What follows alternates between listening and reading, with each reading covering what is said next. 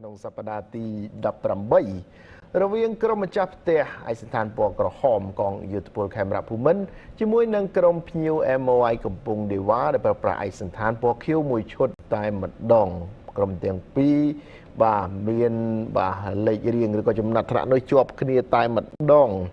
ហើយការប្រកួតនេះដំណើរការចាប់ពីម៉ោង 6 ល្ងាចនៅកីឡដ្ឋានកងយុទ្ធពលខេមរៈភូមិន្ទដែលប្រិយមិត្តស្គាល់ថាស្តាតចាស់លោកយ៉ុងសេឡាគឺជាអាជ្ញាកណ្ដាលកាត់សេចក្តីហើយត្រង់ចំណុចនេះជាការប៉ុនប៉ងរបស់សានគឹមហេងការប៉ុនប៉ងពីលើដំបូលទូកបាទវាយកែងមកដោយវណ្ដាហើយក៏បាទប៉ែនរៀបតែបាទរត់ខុសគោលដៅត្រង់ចំណុចនេះការបន្ថែមតែជំហររបស់កីឡាករបន្ថែមនោះគឺជាជំហរ offside បាទជំហរ offside បាទដូច្នេះហើយអាជ្ញាកណ្ដាលក៏បាទផ្លុំកញ្ចែផ្ដាល់បាល់ទៅកងយុទ្ធពលខេមរៈភូមិន្ទការទាត់របស់ម៉ៅពិសិដ្ឋត្រង់នេះល្អបាទដែលកីឡាករបដូរចូលជំនួសរយ៉ាគីណូឈីតាបាទហើយខនណារ៉ង់បាទត្រង់នេះក៏គេជំនាញដែរបាទកាត់ចេញពីស្លាបទៅបាទចំអ្នកចាំទីហើយក៏ទាត់បន្ថែមទៀតបាទផ្លាតទៅប៉ះដៃកីឡាករ Zaki Pranama ខ្សែការពារសញ្ជាតិឥណ្ឌូនេស៊ី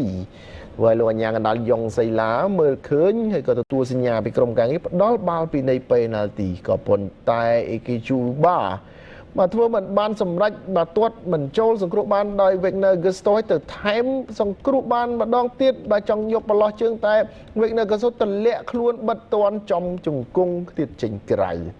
តែផ្ទុយទៅវិញនៅបាទម៉ោងបន្ថែមចុងក្រោយ Encandero ប៉ែនចូលទៅលោតតែត្រង់នេះដោយ Tomoki បាទតែឈ្នះបាទមុនវណ្ដាហើយប៉ុន្តែបាល់នេះធ្លាក់ទៅបាទមើលយើងមើលចលនារបស់រ៉ាដូបាទចលនាយកទីតាំងមួយបាល់ធ្លាក់ទៅត្រូវតែម្ដងបាទអ្វីដែលសំខាន់គឺមុនបាទអ៊ុនខិនដារ៉ូបាទប៉ែនល្អលេងមួយប៉ះចូលទៅក្នុងបាទតែតហើយក៏ធ្លាក់ទៅមុនរ៉ាដូរត់មកបាទរកបាល់ហើយក៏ទាត់បញ្ចូលទីឲ្យ MOI កំពង់ဒေវ៉ានាំមកលើក្រុមម្ចាស់ផ្ទះកងយុទ្ធពលខេមរៈភូមិន្ទត្រឹមវគ្គទី1 1-0ឈានចូលដល់វគ្គទី2មានការប្រែប្រួលផ្លាស់ប្ដូរកីឡាករមួយចំនួនរងនេះបាទជាការបញ្ជូនមកឲ្យពិសិដ្ឋបាទព្យាយាមទាត់ផ្ទប់ដីតែក៏បុកជើងខ្សែការពារច័ន្ទសនិតបាទទៀតចេញមកវិញត្រង់នេះបាទការបញ្ជូនរបស់ Alisher Misaev បាទបន្តទៅមុនវណ្ដា1-3គៀសផុតអ្នកចាំទីចលោមួយទាញបែយ៉ាងស្អាតចូលឆ្វេងហើយក៏ទាត់បញ្ចូលទីបានយ៉ាងល្អគ្រាប់បាល់ទី2របស់ MOI កំពង់រាយត្រង់នេះការចេញទៅតែតបាទមិនបានល្អផុតហើយក៏ទាត់យកតែម្ដងមុំតូចប៉ុណ្ណេះក៏អាចបញ្ចប់ទីបានដែរបាទឌីផារ៉ាន់បាទតែមិនដល់វ៉នផល្លាផារ៉ាន់ទទួលបាល់រុញ1រុញ2បាទត្រង់នេះបាទផ្ដួលខ្លួនទាត់អ្នកចាំទីស្រីរតបាទបន្ទុនជង្គង់បាត់ទៅហើយបាទលូកមិនដល់នោះទេគ្រាប់បាល់ទី3សម្រាប់MOI កំពង់រាយទៅមកចង្វាក់ទៀតត្រង់នេះតែសង្គ្រោះបានដោយអ្នកចាំទីស្រីរតហើយទាត់ចេញក្រៅដោយ Tomoki ចំណុចនេះវិញបាទគឺជាបាទការលេងខ្ទាតទៅខ្ទាតមកបាទបែរទាត់បានដែរដោយសូកាតាអូកា